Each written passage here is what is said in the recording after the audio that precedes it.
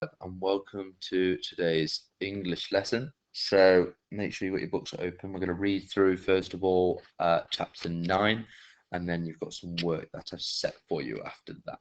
Okay, so here's today's 11 date, and let's get on with our reading. So first of all, this is the picture of the beginning of the chapter here. So we've got Odysseus, looks like it's a boat, and remember, he just washed up on shore of this island with King Alcinous. So do we think perhaps he's safe from Poseidon at last? Let's have a look. So, chapter 9, Ithaca. Odysseus stood in the bronze-floored feasting hall of King Alcinous. He looked at the king, the princess, and the old blind storyteller. There was a long silence, broken at last by King Alcinous. Odysseus, you have suffered much in your wanderings across the broad face of the world, but now that you have reached my bronze-floored feasting hall, I swear that I will send a high, proud ship to carry you safely back home to rocky Ithaca. And I swear by the mighty gods and goddesses that you will not return to your homeland empty-handed. The king ordered that great chests of gold and silver and rolls of purple cloth be fetched. They were carried down to the quayside where a ship was waiting. They were loaded on to the deck of the ship. Odysseus was led down to the quayside. As he walked across the gangplank towards the deck, he felt a hand tugging at his cloak. He turned and saw Princess Nausicaa. Odysseus, she said, it is to me above all others that you owe your life. You will not forget me, will you? Odysseus smiled. Princess, he said, if by the grace of the mighty gods and goddesses I set foot once again on the shores of my beloved Ithaca, I swear that I will remember you for as long as I draw breath. He stepped onto the deck and the sails were raised. The anchors were lifted, the wooden oars struck the waves, and the prow cut a path through the churning waves. Soon the wind was filling the sails like a swollen belly. The ship made its way out of the harbour and across the blue sea. Odysseus lay down on the deck and wrapped himself in his cloak. He closed his eyes and fell into the sweet, oblivious balm of sleep. All that day he slept. The sun set and the sky darkened, and still he slept. The moon rose and set, the night brightened with countless stars, and still he was fast asleep. He was still sleeping when the ship reached the island of Ithaca. The sailors lifted him tenderly in their arms, and they waded ashore. They set him down gently on the shingled beach with the chest of treasure behind him. Then they returned to their ship and sailed away. And here we've just got a couple of images so we can see Odysseus sleeping through day and night. But nothing is hidden from the eyes of the mighty gods and goddesses. Owl-eyed Athene, the goddess of war and wisdom, was fond of Odysseus. He had been one of the bravest and shrewdest of the Greek warriors in the Trojan War. The wooden horse that brought down the city walls had been his idea. What if one of the wretched suitors found him sleeping on the beach?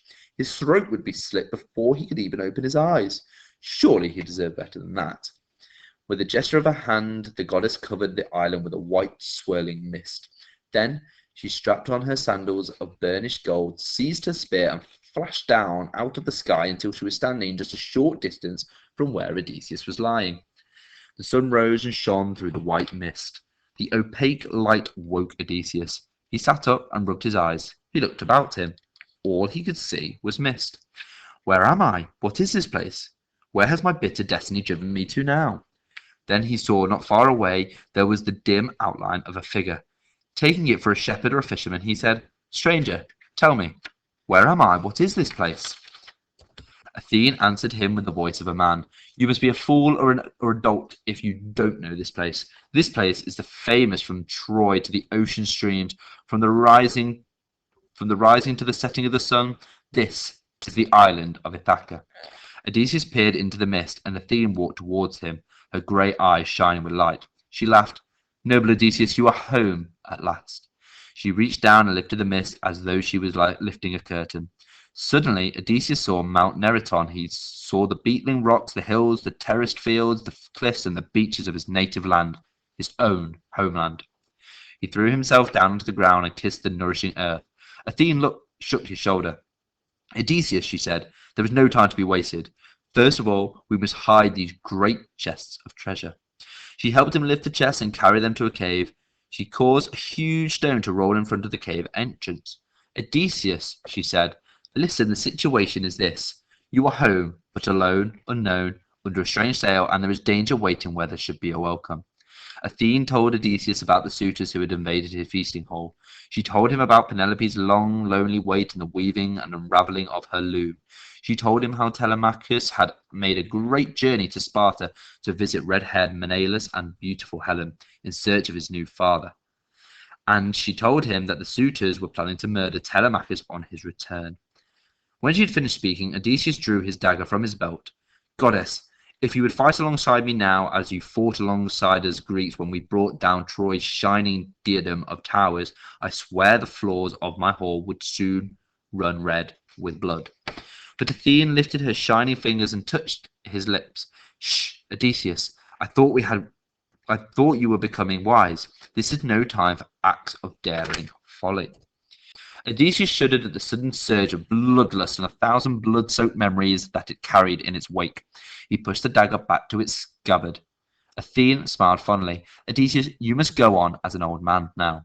She touched Odysseus' shoulder with her hand. As she touched him, his shoulders stooped, the hawk-like light went out of his eyes, his auburn curls whitened, his arms grew thin, his hands began to tremble, and he found that he was dressed in nothing but rags. You must go as an old beggar now. Do not return to your feasting hall, but go rather to the hut of your faithful swineherd Omus. Do not reveal yourself to him, but listen, and you will learn much. Odysseus nodded, then he turned and hobbled up the hill with his back to the beach. Athene stood and watched him for a while, then she turned on her heel, and swift as thought, she flashed across the sea to Sparta. She made her way to the palace of red-haired Menelaus and beautiful Helen. She entered the bedchamber where Telemachus was lying fast asleep on a silver bed covered with purple blankets. Okay, and we've got a couple of more images now. So there's Odysseus looking like an old man, and we'll find out what this is all about now. She coughed discreetly. Telemachus woke with the little hairs on the back of his neck prickling. He knew he was in the presence of the mighty gods or goddesses. Telemachus! He opened his eyes and gasped. Athene was standing shimmering beside his bed. Telemachus, the time has come for you to go home. Your mother Penelope has been discovered by the suitors, unravelling the shroud on her loom by moonlight. She has been forced to finish it. Now she must choose a new husband. You must go home, but be careful. The suitors are planning to murder you on your return. Do not go to your father's feasting hall. Go rather to the hut of your faithful swineherd, Amos. Suddenly, the goddess was gone. Telemachus was filled with spirit and awe. Straight away, he prepared for his journey home. And that is the end then of chapter 9. Okay, so it looks like Telemachus and his father Odysseus are finally going to be reunited after all of those years. And hopefully they will then save Odysseus' wife Penelope from the suitors.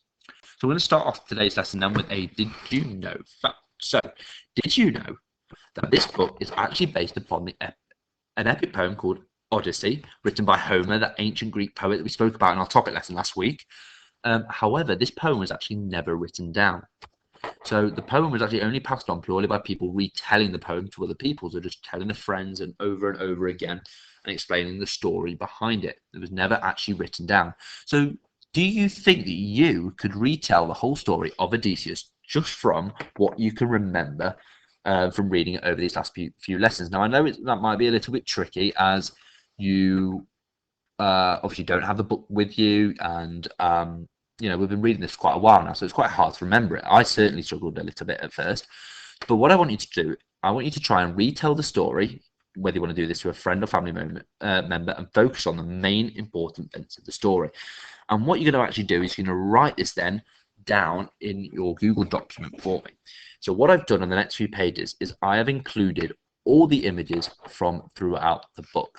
So here's the task that you are going to be doing today. So I want you to retell and sequence the events from when Odysseus left home to when he returned. Okay, so when he left that at the very start of the book, all the way until now as he returned home. Okay, so in the following slides, I've added all of the images from throughout the book. So using these to help you create a storyboard capturing all of the main events from the book. So start from when Odysseus left to when he returned, and should have a minimum of 10 main events. Okay, so one including him leaving and one including him returning. So there will be 2 of your main events in your storyboard. So what I've done here, I've added all the pictures from the very beginning. So this is the first picture here. So who could this be? Can we try and think to yourselves if you can remember what happened, but I will also go through the answers anyway. So of course this is Penelope, Odysseus' wife, looking over. This is when Odysseus had left home. Okay, and the first thing that they got to then was this place. What happened with the Cyclops? Okay, and what did Odysseus do that caused their journey to be dangerous? So he did something. He shouted, remember, at the Cyclops. He gloated about it, and so that is why all of these dangers came along their journey, and why all their crewmates died, because the Cyclops um, told his god what had happened, Poseidon, and he decided to cause carnage for the rest of their journey. Okay, and then they finally then arrived after they left this place at this tower where they met King Aelus, who gave them that sack of wind. Okay, so they could set sail back for home, which is exactly what they did with the wind. Okay, but of course there were problems. They ended up on another shore that wasn't the island, and what happened on the way was that Poseidon. Well, let's see. So Odysseus could obviously opened up the sack of wind, and Poseidon caused a storm to stop them returning home. Okay, and then they got onto this island here where they met Circe, who told them to go and see a dead man in Tiresias. Now, where did they go to see the dead man? Of course, they went to the land of the dead. Okay, and he there met Tiresias, who then told Odysseus to carry on his journey, but he warned him of all the dangers that would come and what would happen to his crewmates. Okay, so here's one thing that happened. So obviously he got tied up to the mast because he was heard the beautiful song of the spheres. And here on the right hand side is the creatures, the women heads with the vulture bodies who were singing this song. So beautiful. And the other dangers that occurred that Tiresias warned about, of course, was this creature, this dragon, the six-headed dragon. Of course, we can't forget about that. Okay, killing 6 of the crewmates, and of course this Charybdis, the whirlpool that was there as well. Okay, so they managed to get past the whirlpool, past the dragon, and they ended up on this other island. Okay, and of course this is where they angered the sun god Hyperion by the crewmate eating the cattle. Okay, and then the storm stopped. They ended up getting back on the boat because they thought they were being treated, but of course it was a trap, and they ended up all dying. And the only man who survived from the whirlpool in the end was Odysseus himself, who ended up swimming for ages, and he came across another island, and this is where he met the woman Calypso, who held him there for then 7 years until eventually she allowed him to leave by giving him the materials to build a raft. So he built the raft and off he went. And then what happened? Poseidon came along again and stopped him on his journey.